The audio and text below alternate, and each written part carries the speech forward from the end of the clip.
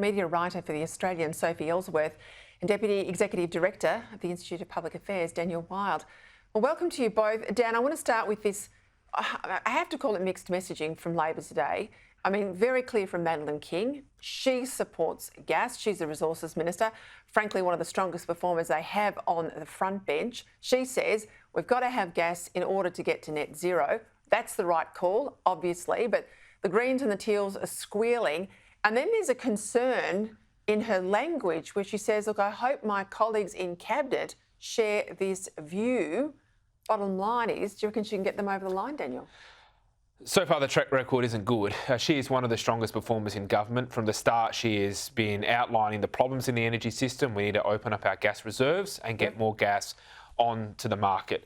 But I think you belled the cat on this earlier in the week when you said the wheels are falling off the government. Well, this is another example. Net zero doesn't work. It doesn't matter whether you have gas or whether you have renewables. It's not a viable long-term policy for the future of Australia. Even Anthony Albanese is now having to concede that his marquee policy of net zero powered by renewables only, renewables everywhere, just simply is not working. And just to give you one example of the broader importance of gas, we calculated that in the eastern region of Victoria alone, there is enough gas there to power every single home in Australia for over 80 years. So the fact that this is locked up by net zero and government regulation is a massive problem.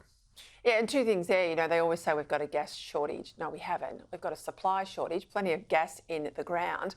But I think they're probably mugged by reality. They're doing the books for the budget on Tuesday night, and they realise that their gas exports last year earned Australia $70 billion.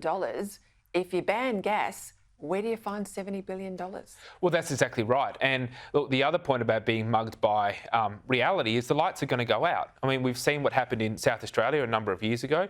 We've seen what's happened in Victoria recently, where 500,000 homes were blacked out, and Victoria has gone harder and faster than any other state in its pursuit of net zero. The writing is on the wall for the government, and as I say, even they are having to concede that this is not viable.